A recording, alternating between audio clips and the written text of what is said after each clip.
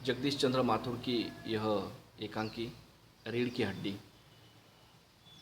रीढ़ की हड्डी का मतलब होता है कि वह जो रीढ़ है उसका अर्थ है कि बैकबोन। जिस प्रकार किसी व्यक्ति का बैकबोन खराब होने पर वह चल फिर नहीं सकता, उसी प्रकार रीढ़ की हड्डी का यहाँ पर तात्पर्य यह है कि व्यक्ति का मान सम्मान, जब उसे उसका सम्मान एवं मान समाज में नहीं होता तो वह व्यक्ति समाज में ठीक तरह से चल फिर नहीं सकता। और व्यक्ति को सम्मान या मान होना बहुत ज़रूरी है, क्योंकि वह उसका अस्तित्व, उसका अपना एक खुद का एक अपने आप पर उसका खुद उसको हर एक व्यक्ति को अपने आप पर उसका खुद का एक गर्व होता है, अपना एक खुद का अस्तित्व होता है, उसकी एक अस्मिता होती है। वह अस्मिता समाज में टिकी रहे, वह एक सम्मान समाज में टिका रहे, हर एक व्यक्ति की चाहत होती है। लेकिन अपमानित होने पर उसे अपनी गर्दन नीचे झुकाकर ही चलना पड़ता है, एक जानवर के समान उसका जीवन बन जाता है। रीढ़ की हड्डी इस एकांक में हमें यही देखना है, या फिर जगदीश चंद्र माथुर हमें यही एक संदेश देना चाहते हैं कि समाज में आज भी पढ़े लिखे लोग पारंपरिक विचारों को लेकर चलते हैं। जो पुराने घिसे पिटे ऐसे विचार है उन विचारों को लेकर चलते हैं, और तब कहीं जाकर उस विचारों को लेकर वो परिवार को खड़ा करते हैं। लेकिन अंत में कहीं न कहीं परिवार में एक विकृति आ जाती है, और तो परिवार के जो दो जन हैं उन दोनों में बतंगड़ भी होता है, परिवार टूटने की संभावना होती है।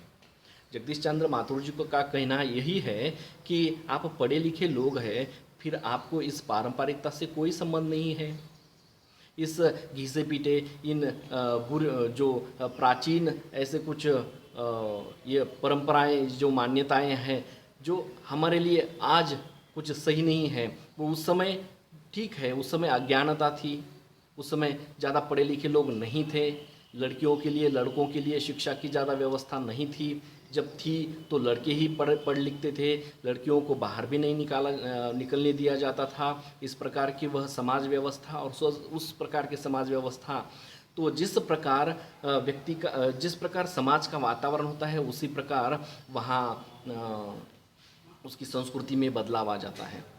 अब ये लोग तो पढ़े लिखे हो चुके हैं, और पढ़े लिखे लोगों में उनके उस वातावरण के हिसाब से उनके परिवार में, उनके समाज में तो बदलाव होना बहुत ज़रूरी है, ऐसा जगदीश चंद्र माथुर जी का कहना है और इनका विचार है।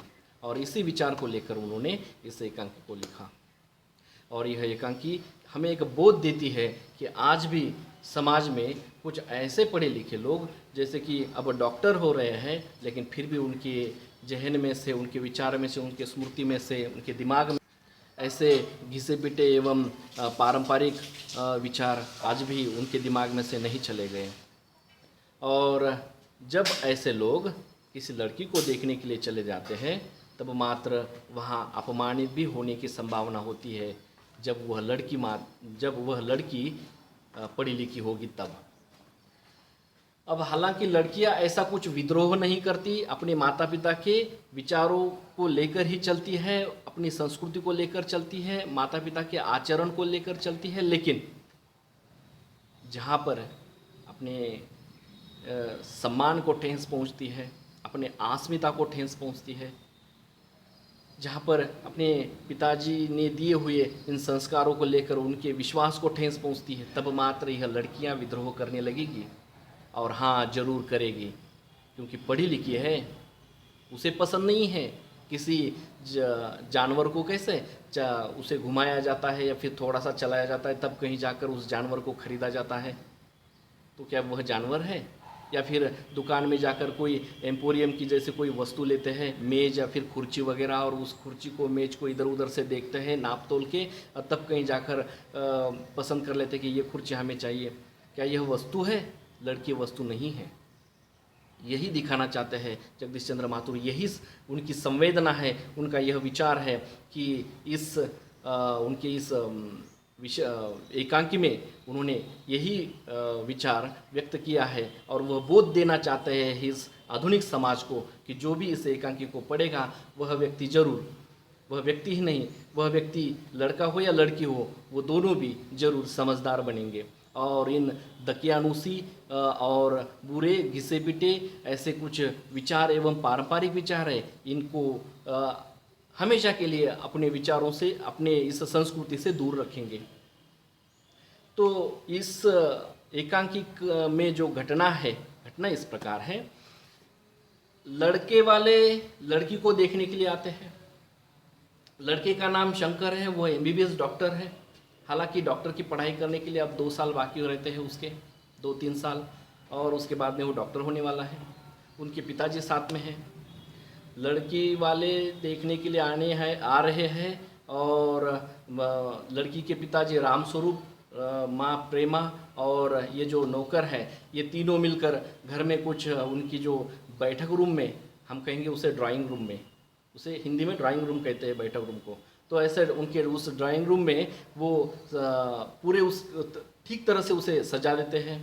इतना ही नहीं, बल्कि मेज कहाँ पे रखना है या फिर बैठने के लिए कुर्सी कहाँ पे रखनी है मेहमानों को, ताकि मेहमान जहाँ पर बैठेंगे, और हमारी लड़की की कुर्सी कहाँ पर रखनी है कि इस खिड़की से जो रोशनी आएगी तो हमारे लड़की के इस चेहरे पर आने पर लड़के वालों को उस हमारे लड़की की सुंदरता दिखाई देगी। इतना पूरा विचार करते हुए वहाँ पर एक सुविधाएं तैयार करना चालू है या फिर ठीक करना चालू है, और लड़के वाले आते ही हैं। और जब भी लड़के वाले अंदर प्रवेश होता है उनका, तो जिस प्रकार से मेहमान नवाजी होनी चाहिए उसी प्रकार से मेहमान नवाजी वहाँ पे होती है। लड़की वाले लड़कों वालों को मान सम्मान देते हैं, मान सम्मान के साथ बैठते हैं। वहाँ पर उन्हें चाय पान की व्यवस्था होती है, कुछ बातें चलती है, कुछ चर्चाएं चलती है पिताजी, दोनों पिताजियों में, यानी कि लड़के के पिताजी लड़की के पिताजियों में, और कुछ बाहर के व्यवहार की भी चर्चाएँ चलती है इधर उधर की। तब कहीं जाकर वह लड़के के पिताजी कहते हैं कि अब मात्र लड़की को बुला लाइए। लड़की को बुलाया जाता है। माँ लड़की को भेज देती है। लड़की के पास कुछ ऐसा कोई एक पानी वगैरह लेकर आती है, और यह मात्र एक केवल बहाना होता है कि पानी या फिर चाय लेकर आना। हालांकि सबसे महत्वपूर्ण बात यह है कि लड़की जब आती है तो वह कैसे चलती है वो देखना होता है, और वह दिखाने की कोशिश इसमें होती है।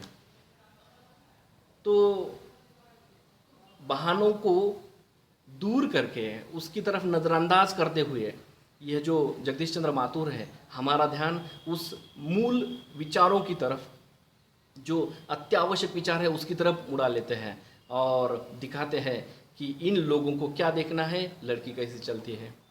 अब जब भी लड़की बैठती है तो उसे कुछ उसके बारे में चर्चाएं होती है पिताजी के साथ में, और लड़के के पिताजी लड़की को कुछ पूछना चाहते हैं कि पिताजी बीच में ही उसका उत्तर देते हैं। तब मात्र वह लड़के के पिताजी कहते हैं कि अब इसको तो बोलने दीजिए। तो लड़की के पिताजी कहते हैं हमारे लड़की के बारे में आपको क्या लगा? तो लड़के के पिताजी कहते हैं कि इसकी सुंदरता तो बहुत अच्छी है, यानी कि वह सुंदर है, सुशील दिखाई दे रही है, लेकिन उसके चेहरे पर जो चश्मा लगाया हुआ है वह कैसे? तो मतलब छोटी छोटी बातों की तरफ उनका ध्यान होता है। तो लड़की के पिताजी कहते हैं कि बस ऐसे ही उनकी आंखें कुछ खराब हुई थी कुछ महीने पहले, या फिर दुख रही थी, और जिसके कारण उसको चश्मा लगाया। अब कुछ दिनों तक ही चश्मा रहेगा, उसके बाद में उतार लेंगे। हालांकि लड़की के पिताजी झूठ बोलते हैं अपनी लड़की की शादी होने के लिए, क्योंकि हर एक पिताजी को चिंता होती है कि अपनी बच्ची अच्छे घर में चली जाए। बच्चा तो, यह लड़का तो डॉक्टर है, और डॉक्टर के घर में या फिर वहाँ के संस्कृति में या फिर उनके घर पे हमारी लड़की रहेगी तो सुखी रहेगी। हर एक पिताजी की इच्छा होती है, और इसीलिए उन्होंने इसके पहले भी, जब वो मेहमान आने के पहले मेहमान की इच्छा थी कि हमें लड़की सुशील तो चाहिए, सुंदर भी चाहिए, लेकिन पढ़ाई उसकी ज़्यादा नहीं चाहिए, बस हुआ एक 10वीं तक। तो पिताजी बोलते हैं कि मेरी लड़की मैट्रिक पास है, यानी कि 10वीं पास है। तब कहीं जाकर ये लड़के वाले उनको देखने के लिए आते हैं। झूठ बोलते हैं पिताजी, हालांकि यह लड़की BA पास होती है। देखो अब आगे क्या होता है। और हुआ ऐसा कि जब वो चर्चा चालू थी और बीच में ही 2-4 बार कुछ प्रश्न पूछे गए, लड़की ने कुछ बात नहीं की, तब कहीं जाकर लड़के के पिताजी कहते हैं कि तुम क्यों बात नहीं कर रही हो, तुम्हारे पिताजी सब जवाब दे रहे हैं। तो लड़की कहती है कि ऐसा थोड़ा ही होता है, जब हम कहीं इस एम्पोरियम की दुकान में जाते हैं और वहाँ पर कुछ मेज़ और कुर्सियाँ देख लेते हैं, और दुकानदार कुर्सी को या फिर मेज़ को थोड़ा ही पूछ लेता है कि तुम्हें इस ग्राहक के घर पे जाना है या नहीं, या तुम्हें इस ग्राहक की तरफ हम भेज रहे हैं या फिर घर पर भेज रहे हैं, तुम्हें यह पसंद है या नहीं, ऐसा पूछते हैं? नहीं। जब मैं एक मेज़ या फिर कुर्सी की तरह हूँ तो फिर मुझे किसी बात का या फिर किसी सवाल का जवाब देने की आवश्यकता नहीं है। जो भी मेरे पिताजी ने बताया वो सही है। तब मात्र इन्हें बुरा लगता है। वे कहते हैं कि तुम कितनी पढ़ी लिखी हो, और वह अपना जो संयम है, अब उसने संयम छोड़ दिया और वह कहती है कि मैं बीए पढ़ी हूँ। तो उन्हें अपमानित सा हो लगता है। और लड़के के पिताजी कहते हैं कि रामस्वरूप जी, आपने हमारा अपमान किया। आपकी लड़की इतनी बात कर रही है, आपने तो कहा था कि ये मैट्रिक ही पास है, और हालांकि हमारी इच्छा थी कि वह केवल एक मैट्रिक पास तो चाहिए, लेकिन साथ ही साथ कुछ सिलाई पुताई आई उसे तो भी काफ़ी है, और घर के काम में काम भी आने चाहिए, बस इतना ही। और कुछ सुंदरता तो ज़रूरी है, सुंदरता सबसे प्रथम उन्होंने बताई थी, तो सुंदरता भी ज़रूरी है। और लेकिन यहाँ पर सौंदर्य है, लेकिन उसके साथ में यह लड़की तो ज़्यादा बात कर रही है, इसका मतलब ये ज़्यादा पढ़ी लिखी हुई है। आपने हमारे साथ धोखा किया, आपने झूठ बोला। लड़की को बुरा लगा कि अपने पिताजी से बात कर रहे हैं कुछ अलग तरीके से और उटक पटांग से, और कुछ अहंकार उनका जाग हुआ इस लड़के के पिताजी का। वे क्रोध में बात कर रहे थे लड़की के पिताजी से, तो लड़की का वह खुद की अस्मिता, उसका गर्व, उसका अहंकार जाग उठता है जब उसके पिताजी से वो इस तरह बात करते हैं। तब वो कहते हैं, हाँ मैं पढ़ी लिखी हूँ, मैं बीए पढ़ी हूँ, ये जो चश्मा लगा है यह पढ़ लिखने के कारण लगा है, और इतना ही नहीं बल्कि मैं आपके लड़की की तरह हॉस्टल में या लड़कियों के हॉस्टल में जाकर ताक झांक नहीं करती। इसका मतलब यह है कि लड़की इस लड़के की पोल खोल देती है। लड़की को पता था कि यह जो लड़का है और कि इसने लड़कियों के उस वसति गृह में जाकर, वहाँ पर यह जो लड़का है वसति गृह में जाकर ताक झांक करता है या फिर नोक झोंक करता है, और जिसके कारण उसे कई बार मार खानी भी पड़ी थी या फिर मार भी पड़ी थी। लेकिन ये वाली बात जब वो उनके ही पिताजी के सामने इस बच्चे का, इस लड़के का, शंकर का पोल खोल देती है, तब मात्र उन्हें और भी बुरा लगता है। वो और भी क्रोधित हो जाते हैं लड़के वाले। वह कहती है, ये लड़के के पिताजी कहते हैं कि आपने हमारा अपमान किया, आप हमारा अपमान कर रहे हैं, और अपमानित होने के लिए आपने हमें यहाँ पर बुलाया है, या फिर अपमान करने के लिए हमें यहाँ पर बुलाया है। तो लड़की कहती है कि हाँ, अपमान करने के लिए नहीं बुलाया, लेकिन इसके पहले आपने हमारा अपमान किया, उसका क्या? तो लड़की कहती है कि जब से देख रही थी मैं कि आप मुझे आप मेरा नापतोल कर रहे थे, या कहीं कुछ कमी है क्या, ऊंचाई में कैसी है, चलने में कैसी है, सुंदरता कैसी है, बात करने में उसकी आवाज़ कैसी है, ये पूरा नापतोल नहीं तो क्या है, ये तो मेरा अपमान है।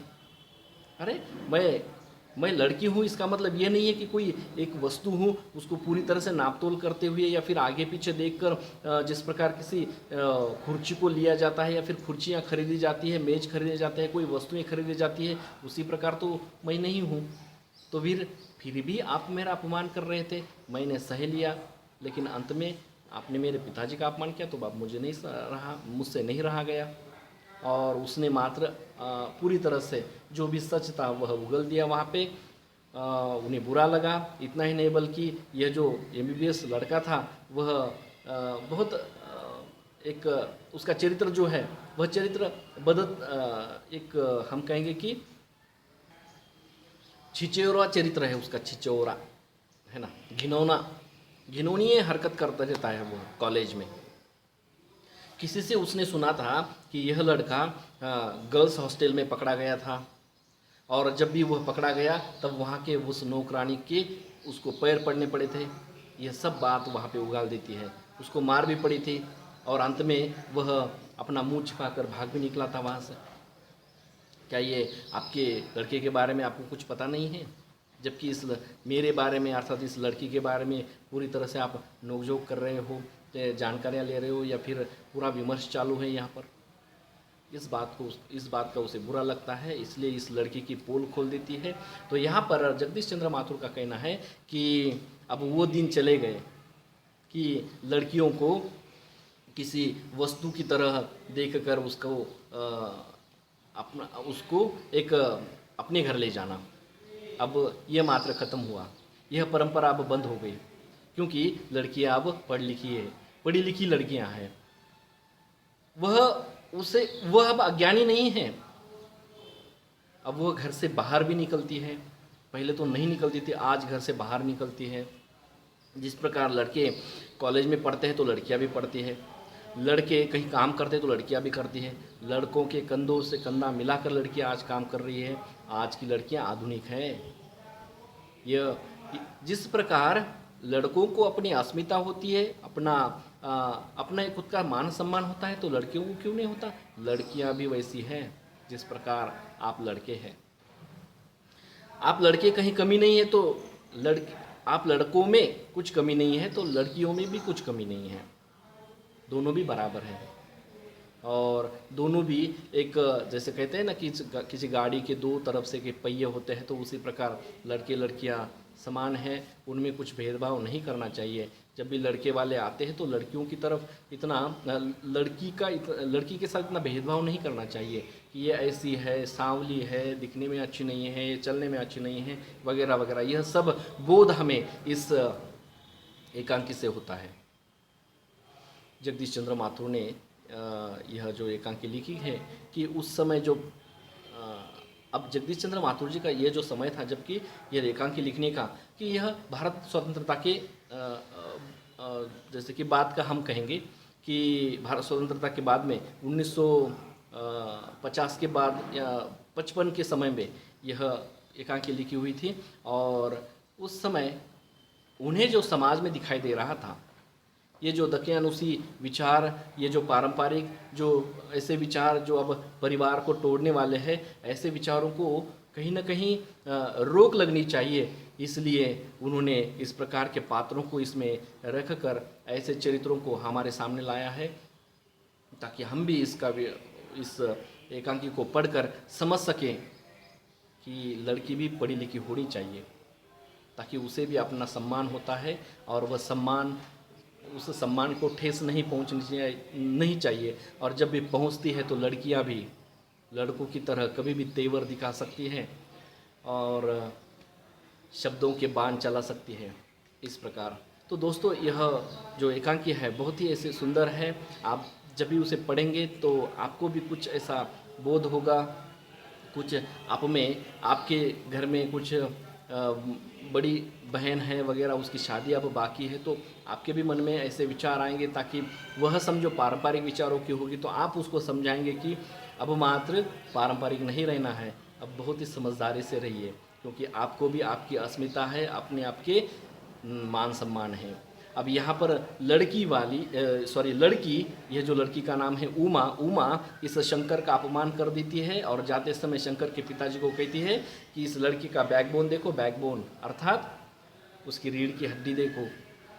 सच में रीढ़ की हड्डी देखनी है? नहीं, रीढ़ की हड्डी का मतलब है कि उसकी बुनियाद देखो, कितने छिचोरे उसके विचार हैं, कितने गंदे हरकतें करता है वह बाहर जब भी वो कॉलेज में पढ़ने के लिए जाता है।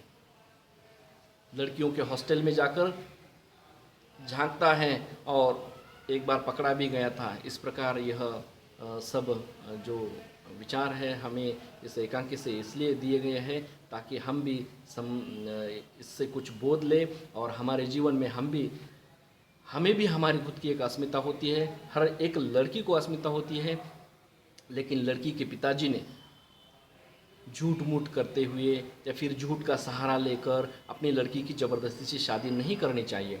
कोई आवश्यकता नहीं है ज़बरदस्ती शादी करने की। 1-2 साल थोड़ी देर हो जाएगी, लेकिन देर का मतलब ऐसा नहीं है कि शादी ही नहीं होगी उसके बाद में, ऐसा कुछ नहीं है। लड़की को बोलने दीजिए, उसकी खुद के उसके विचार हैं, उसे भी उसकी खुद कुछ पसंद होती है, उसकी अपनी भी पसंद है उसे, और वह भी एक व्यक्ति है। जिस प्रकार पुरुष एक व्यक्ति है तो स्त्री भी एक व्यक्ति है, उसे भी अपने विचार है, उसे भी, उसके पास भी अपना एक दिल है, मन है, तो उसे अपने विचारों के साथ रहने दीजिए। उसकी अस्मिता उसके पास रहने दीजिए, उसका सम्मान उसके पास रहने दीजिए। ठीक है, धन्यवाद। यहाँ पर हम रुकते हैं और आप भी इस एकांकी को पढ़ लीजिए ताकि आपको कुछ बोध हो जाए। Thank you.